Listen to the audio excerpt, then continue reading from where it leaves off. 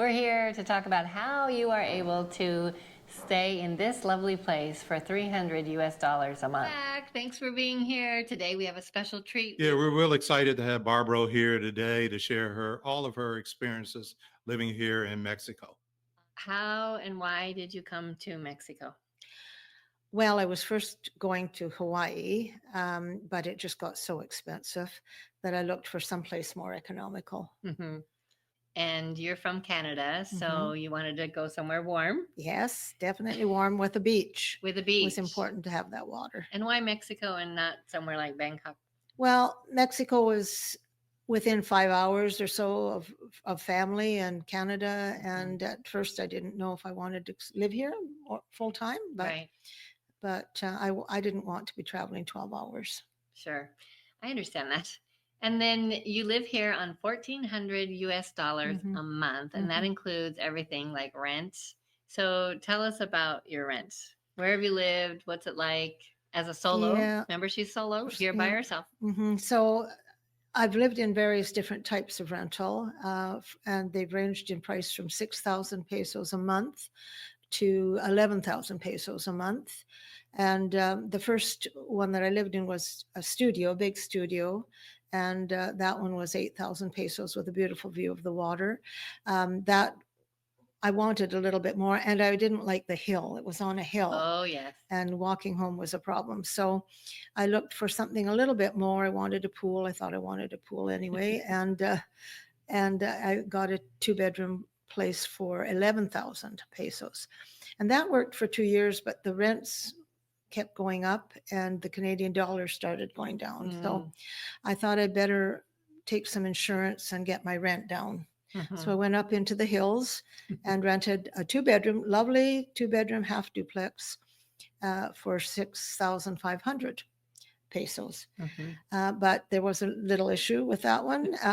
What was as things that? turn out, the walls sweated a bit. Oh, yes. So I didn't want to go through another rainy season with wet walls, and the landlord wasn't able to get it fixed. So I started looking for a place, and a couple of friends were also looking at the same time. And one day out on a walk, we came upon a sign that said for rent, and we walked down the street and we looked up at it, and the landlord walked out and said, did we want to look at it? Well, we're heading down to the river, which is right next to where Barb lives.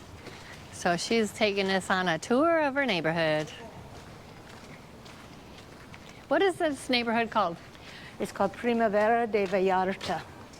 Primavera de Vallarta. Springtime of Vallarta, I guess, or Vallarta springtime. Right. So this is the little path here, which is really lovely little path. Have you gone down that path? Oh, all the time. Oh, this yes. path. Yeah, this path goes down, then I can cross over and go all the way to the highway. And across there is a beautiful, beautiful trail. I can go all the way, like for a long time, miles. So, no, I use this a lot. Okay, so now let's head to where you might go shopping. Right, and there's also, in the summertime down in here, you'll see crocodiles. Oh, Cocodrilos. we love cocodrilos. Sí. To see them anyway. Sí. Buenos días, buenas tardes. Tardes, Michael. Tardes. Have to remember, we're after 1, I guess, are we? We are. That is a nice walk, isn't it? Isn't it lovely?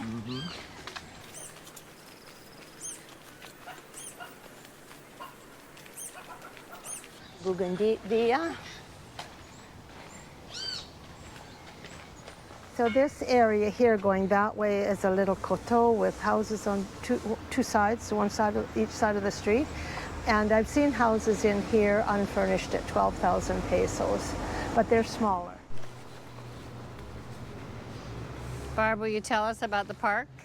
Well, the park is well used by children, but not in the daytime. Nothing really gets used much here until the temperature drops in the late afternoon. And of course the children are in school right now too, so But even in the summer, they're not here in the middle of the day. They come in the evening and play. And it's a lovely little park, and they play ball down there, and they use the equipment. The trees are lovely. It's just lovely in here. The vet, the hair place and nail place. This is a loncheria. This must be their day off, but normally this will be open.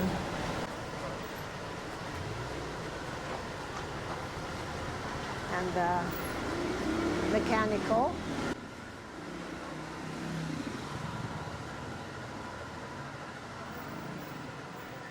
Little sports shop for uniforms, sports clothing.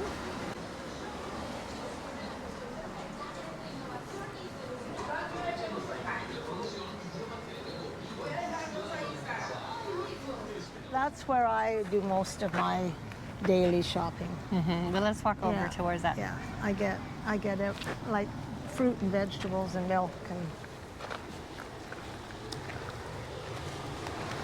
I don't buy my meat there. I buy my meat a few blocks away from here in a different place. But they do sell meat here. They do sell chicken.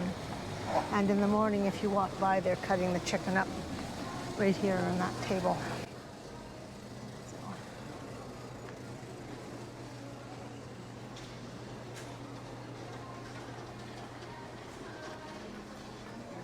Normally I get a lot of my groceries here. My milk, my fruit, my vegetables, some treats, things like that.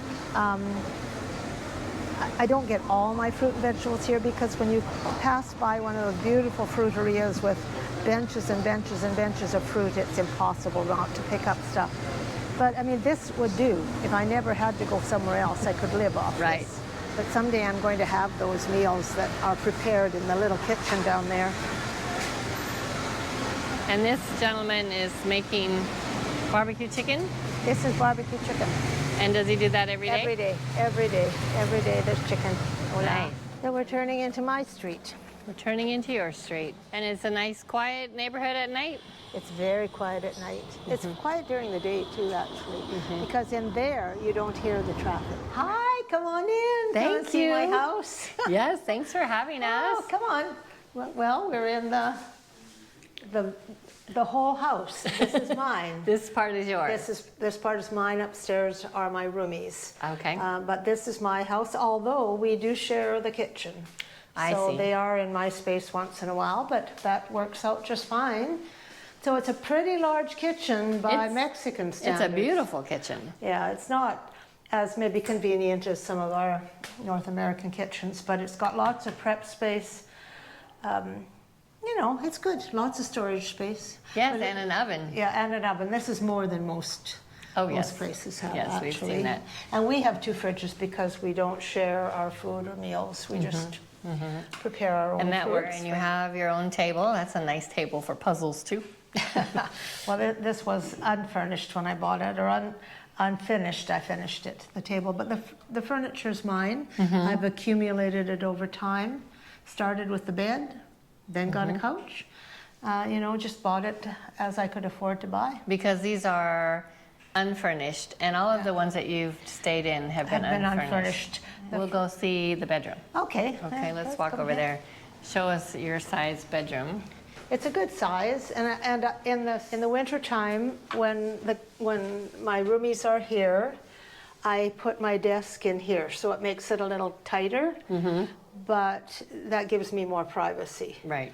And in the summertime, out it goes into the room that's air conditioned. Right, got it. So yeah, but it's good size, a king size bed, and a little storage unit there for clothing. I do have a second bedroom upstairs that I can access if I need it, with a very large wardrobe in it. And you pay how much of the rent? The total rent in the whole place? No, your share. My share is 6,000 pesos. 300 US dollars. Right. And a portion of the utilities, which is not very much. In the summertime, when I live here alone, because I live here alone for all of the summer, I pay all of the utilities. How much is your electricity? All right, well, our electricity bill normally is 260 pesos approximately. That's been the same thing for 3 months. During the summer months, when I'm using that air conditioner, it adds another 1,000 pesos a month. 1,000 pesos. $50. $50. Yeah, not much. Really, definitely worth it, because Right. in the summer here you need that air very hot. conditioner. It's very hot. So, and I only have it in this one room, but that's sufficient for me. We're here to talk about how you are able to stay in this lovely place for $300 a month. Well, it's only possible here in this area because I'm sharing this house with 2 roomies. And you are living here as an 80-year-old solo Exactly, single yeah. female. Exactly. That is incredible. Well, I don't know if it's incredible, but it's wonderful. Yeah, it's wonderful. Yeah, without a husband, without someone to look after me. Right. Pick me up when I fall. Right, right. But you have lots of friends to help you do that. I do that. Living in Puerto Vallarta every day is an adventure. It's just amazing. So Barb, thank you so much for taking us around and showing us your neighborhood and showing us your apartment.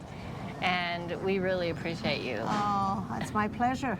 And I love sharing the area that I live in. I love sharing Mexico with people. We do too. See, we're on the same page here. Exactly, yeah. It's really great. So thank you so much. Oh, you're Give me a very hug. welcome. It was wonderful having Barbro here telling us a little bit of her life living here in Mexico today. It certainly was. And I can't wait to hear the rest of the story, which we will be sure to share with you as soon as we record that video. But in the meantime, don't forget to like and subscribe. Leave a comment down below and a shout out to Barb. And we'll see you next time. Ciao. Hasta luego.